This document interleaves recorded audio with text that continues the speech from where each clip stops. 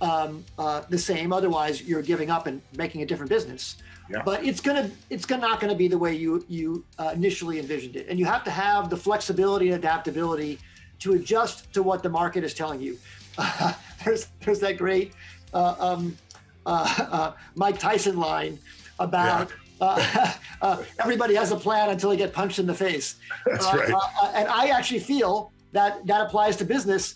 Your customer punches you in the face. Like you go out with this idea and then all of a sudden the customer comes in and it's like, you need to rebound from that, look at where that punch came from, figure out how to not get hit by that punch next time and adjust. And if you give up after the first punch, it's over. But if you adapt and have a new stance and have a new path, you can go, again, that zigzag path, you can go back to where you were trying to get, but it's not going to be the way you expected. So give us an example, if you would, of a punch that you got from customers, either by their not buying or stop doing it, and then how you adapted and it became successful. Yeah. So I had a company called Knowledge Adventure. We were making educational software for kids. I had a passion. It was in the 1990s, right? Yeah, exactly. Steven Spielberg was an investor, and we had all this great vision to help kids fall in love with learning, and it just wasn't working. We were making these great products. We poured our heart into it, but people just weren't buying them at enough rate to keep the company going. So in a Hail Mary, save the company move, all 65 employees went out into the retail stores on Christmas time and just stood in the aisles and demonstrated our products. We just walked our way in the store. We bribed our way in by giving a box of donuts to the guy at the front door to say, hey, we're here to demo. Like we hadn't had permission. We were just there to demo the products. We opened up a laptop and started demonstrating. And these were CD-ROMs in those days? Or CDs? Right. This is like a CompUSA and Egghead software and Fries and stuff like that. Yeah.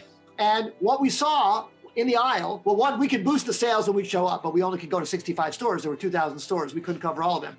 But we boosted the sales in those stores. But what we mostly saw was people picking up our product. A mother would pick up our product, look at both sides of the box, and put it down and walk away. We're like, gosh, she's got kids. She's the perfect product for her. Why aren't they buying it? And we realized our messaging was bad. Like we weren't really conveying on the packaging. You couldn't try the software. There was no internet yet. It was 1993. No browser yet. No Netscape even until 1995. We weren't really communicating what was the benefit, even though we had our heart in that. We changed the name of the product from Knowledge Adventure to Jumpstart Kindergarten. Give your kids a boost on kindergarten. And now, instead of being for all kids and the parent wasn't sure if it was right for theirs, now it was good for 5-year-olds, like just 5-year-olds. If you have a 4-year-old, you're going to buy this product. So we narrowed down the focus so much to focus on only 1 year, but the product took off like crazy. And we got punched in the face by customers saying, I don't understand what you're trying to tell me. And we just changed our messaging to bop them over the head and explain what we were and what we were trying to do. And we took off like crazy. We sold 20 million copies. 20 million copies. And didn't you sell like first grade, second? Yeah. So after having success with kindergarten, we made a whole series. We made Jumpstart Elementary, where we had one grade K through 6. And it was fantastic, but it was basically customers telling us, you're not explaining to me what you're doing. How can you fix that? And we racked our brains to figure out. Now that you hear the story, you go, well, it's obvious. Why didn't you do that? But it was not obvious to us until we actually watched customers at the moment of not buying to figure it out. And that's the kind of reconnaissance that entrepreneurs got to do instead of staying back and in their head. I mean, so often entrepreneurs make the product they want versus the product the customer really wants and needs, right?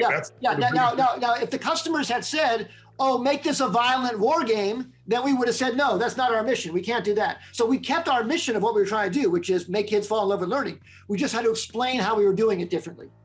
And you sold that company for a nice profit too, didn't you? No, we sold the company for $90 million a few years later to Vivendi. So it worked out very, very well. But the company went from almost going out of business to successful sale in just a few years, but only by listening to the customer.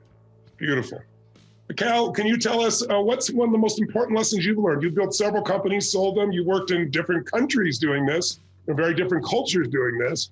What's one of the most important lessons that you've learned as an entrepreneur that guides you today?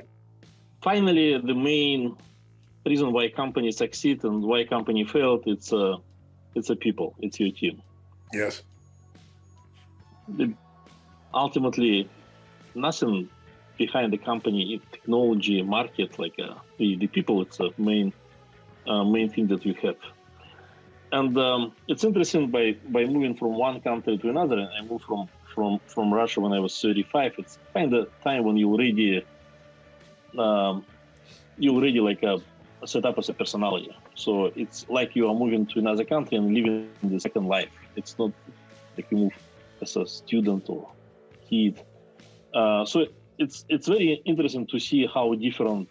Even it's like everybody looks the same. Like you probably, if you close your ears, you see the same people. They look the same. Everything's the same, but it's very different. And my I think like a main failure that I had in my entrepreneurial career was finally with building open and honest relationships with communications.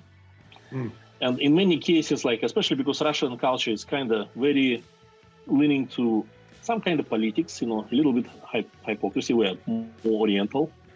And based on Russian standard, I was very Western. But when I now moved to the US, now I understand actually I'm more Russian. and I think like the main value that actually Dakin gave me, it was not the money. Actually, that he was my mirror. And he always like to tell me that how I look like and how I need to change myself. And I'm still working on me. It's not easy. I mean, for me, it's definitely working on my usual mode of, it's easier. And you always should remind yourself, hey, I mean, like, you need just like to talk to the people. What do you think? You don't need to actually have like several different stories. You need to just, and it's difficult to do actually. It's really difficult to do, especially when you are in a company with many executives. Everybody is, have their own like ideas about everything. You don't want sometimes to heard personally these people, and it's hard. It's really hard because especially you like these people, everybody, and value of like open communication that finally need to come from you as a leader of the company. It's extremely important, and the larger company it's more important because when a small company you can play, you can keep in mind everything, but when it's big company, the culture runs the company. And if you do not create this culture, then it's a recipe for failure. So I think like my main lesson, it's still I'm learning this lesson. I'm still trying to be the great entrepreneur and the leader of big company. I hope I can come through this, but it's real work.